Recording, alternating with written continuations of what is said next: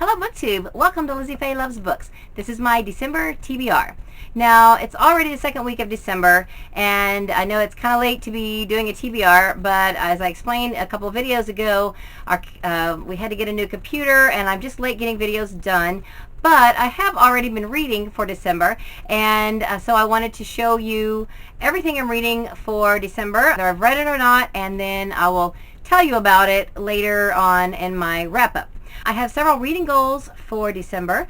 One of those is to read 5 more of the Sunshine State Young Reader Award finalists. This month I am reading the 4th grade books. If you look these up on the Accelerated Reader website, you will see that these are all rated a 4 point something. This is Olivia Bean Trivia Queen by Donna Gephardt, The 14th Goldfish by Jennifer L. Holm. This is a Neil Gaiman book. Some of you I know have already read this. This is Fortunately the Milk. This is the Alien in My Pocket series, and this title is Blast Off by Nate Ball. And this is A Snicker of Magic by Natalie Lloyd. Something else that's actually going on right now as I am filming this is the Booknerdathon. This is sponsored by Becca the Book Reviewer and Amanda the Glittery Nerd. I will link both their channels down below. The Booknerdathon has 10 challenges, and it's a 5-day readathon.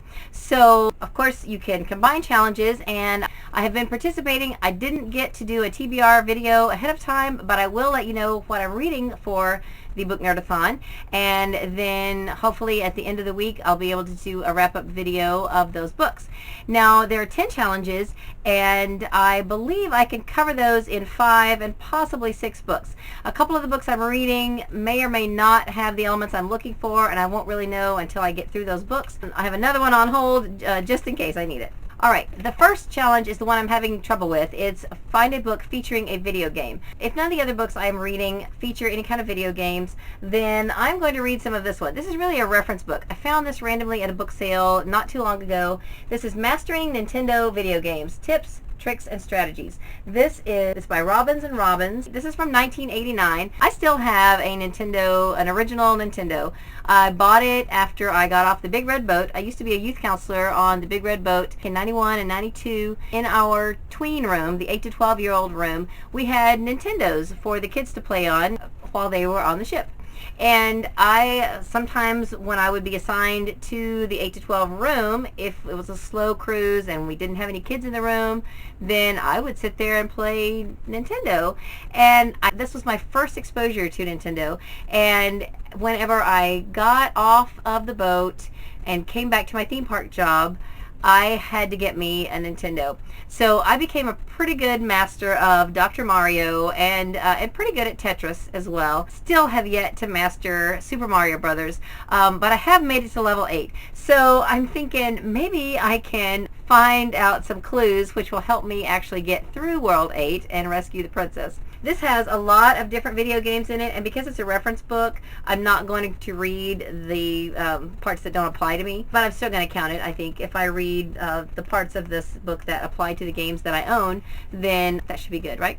Second challenge is a graphic novel. This was not on my TBR for this month at all, but my daughter Katie picked it up. At our public library, they had a big graphic novel display table that they were featuring, I guess last week or week before last, and she picked this up. She's read The Lightning Thief, but that's the only one of this series that she's read, and she thought, oh, I'll get the graphic novel, you know. It turns out this actually will meet about 4, maybe 5 of the challenges on the Booknerdathon. The next one is read a book featuring mythology.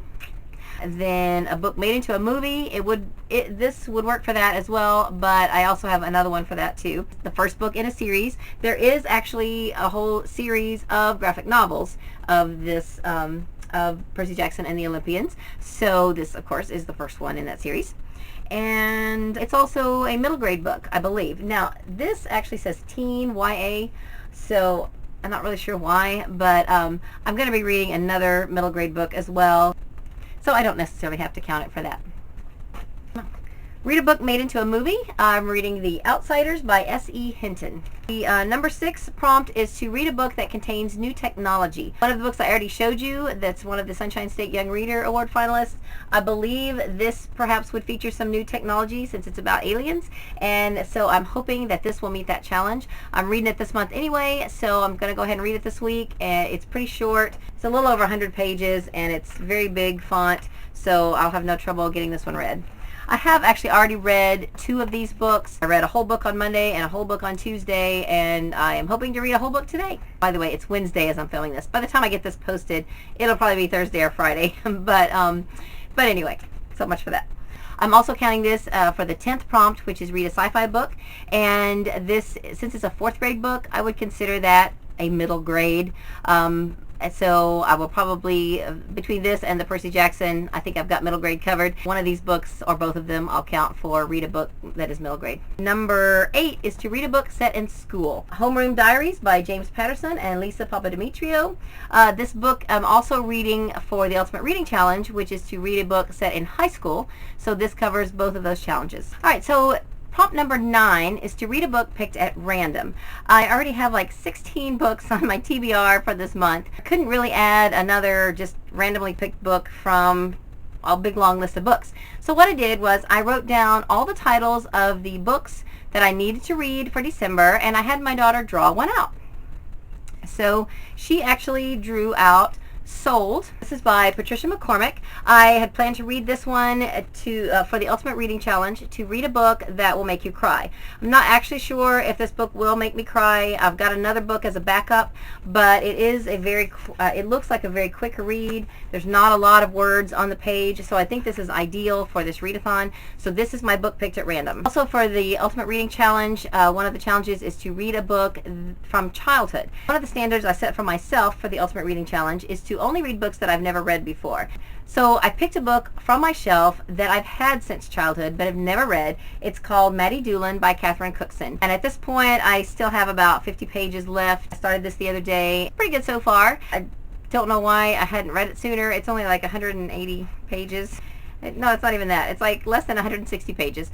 And it's just been sitting on my shelf for 40 years. So I think it was about time that I got this read. Another book I'm going to be reading this month for the Ultimate Reading Challenge is to read a book you own but have never read. Well, Maddie Doolin would work for that, but this one is a book my sister gave me a couple of years ago, and I have yet to read it, so I thought this was a good time. It's called Heaven is for Real by Todd Burpo. I've seen the movie. It was really good, and I'm looking forward to reading the book. This, again, is very short. It's only 162 pages, so I think this will be a good quick read for December. This is the chunker that I think is going to take me some time. I had intended to start it last month or before. I've been knowing all year that I was going to need to read this, to read a book set in my hometown, but it also has a lot of photos, and so not every page has a lot of print. So it might not take as long as I think. Plus, it's going to be really interesting. This is going to be about families and people that I know and ancestors of people that I know, and I really am looking forward to reading this. This is Bennington Memories of Bennington, Oklahoma, which is my hometown. Now, for the Ultimate Reading Challenge, I have to read a book that was set at Christmas time, and I announced last month I was going to read Skipping Christmas by John Grisham. However, our book club decided to read A Christmas Carol by Charles Dickens, and so I decided to switch it out and read this one. This is a nice quick read. I've never read it, believe it or not. So since I have to read it for book club, I thought this would also meet that challenge. I will still get to Skipping Christmas at some point, maybe even this month if I can fit it in, but I've got a pretty ambitious TBR as it is, so I might wait until after Christmas. For Thanksgiving, we went to my husband's parents' home. After lunch, my mother-in-law, who was also a big reader, she brought out a few books, and she said, I thought you might like to read these and talk about them on your blog. Well, I don't have a blog. I have a YouTube channel, but I knew what she meant.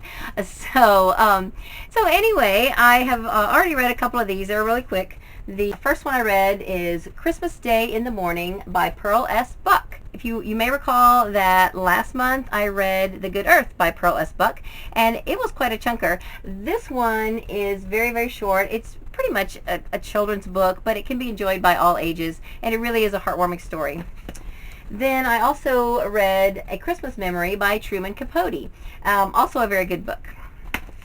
Then I have not read this one yet. This is A Gift from Bob by James Bowen. This is How a Street Cat Helped One Man Learn the Meaning of Christmas. And I am looking forward to reading this. I think this is going to give me all the feels for the holiday season. Hope to do a Christmas recommendations video pretty soon, and I will let you know a little bit more about each of these books, as well as a few others that I enjoy for Christmas. I only have 2 audiobooks this month that I'm planning to read because I think they're probably going to take me most of the month. They're both very long, epic stories. I think they're going to pretty much take up the amount of time that I have for audiobooks. The first one is Clan of the Cave Bear. I am listening to this in my car because this is on cassette, and I picked this up at a book sale earlier this year. This is by Jean Owl. I have seen these books at my own book sale and always wondered, you know, what they were like, what they were about, and when I saw it on cassette, I thought, oh, that's ideal for my car. This is interesting though. I've listened to a lot of books on cassette. This is unlike any that I've ever listened to, and maybe if you used to or still do listen to books on cassette, you've heard of this, but each cassette has 2 tracks, a split track. So I guess this way you don't have to have as many cassettes. So when you listen to it the first time through, back and front, you turn your stereo all the way to the left speaker. And then when you listen to the tape, front and back, then you turn your speaker all the way to the right and you listen to the same tape again. And it continues the story. So you listen to each tape back and front twice, then you put your speaker back to the left, get the next tape, and you go like that. So it's so clever. I thought, wow, what a neat idea, because it takes less tapes, you know, less packaging, and what a great idea. And I joined a Goodreads group a few days ago. I believe it's called Sci-Fi and Fantasy Read-Alongs, Read Along with Caitlin. And I saw this because someone else that I'm friends with on Goodreads had voted to read Dune for this month. So I thought, ooh, I've been looking for a good excuse to read Dune. And this is the book that was ultimately selected for December. I have not started this yet, but I plan to. This is on CD, so this is what I will listen to in my house, in the kitchen, throughout the month. I've just been trying to catch up on my YouTube videos, watching videos. The last few times I've been in my kitchen, I've turned on my new computer to try to catch up with some videos, because when our computer was down, I got totally behind on watching videos, and so now I'm playing catch up. But anyway, I have been looking for a good excuse to read Dune for a long time. I know this is a classic fantasy, sci-fi, adventure. I saw the movie way back when. I hear fans of the book say that the movie is not that great. I enjoyed the movie, but I hadn't ever read the book. So, you know, I will probably, you know, I may change my tune after I finish the book, but I am looking forward to it. I think it's going to be great. And this is like 21 hours. I think this is 21 hours on audio, and the Clan of the Cave Bear is 18 hours. So again, I didn't put any other audiobooks on my TBR because I think these are going to take pretty much the whole month. Okay, so I think that's it for my December TBR. It's pretty ambitious, but a lot of the books are fairly short. So I think that if I put my mind to it, I can do it. Again, I've already started. Some of the books I showed you, I've already read and finished. Because today, as I'm filming this, I'm filming this on December 9th. And so I have already finished like 5 books, and we'll finish at least 3 or 4 more before the end of the week because of the Booknerdathon. So I'm thankful for the Booknerdathon. It really lit a fire under me and gave me the motivation to get a lot more books read this month. And if you've made it all the way to the end of this video, you may have noticed that I have over 100 subscribers now, and I'm so excited. Thank you all so much. If you are a subscriber, I appreciate it so much. And I will be announcing a 100 subscriber giveaway very, very soon, so be on the lookout for that. So I hope you're having a great day. Read a good book, and God bless you.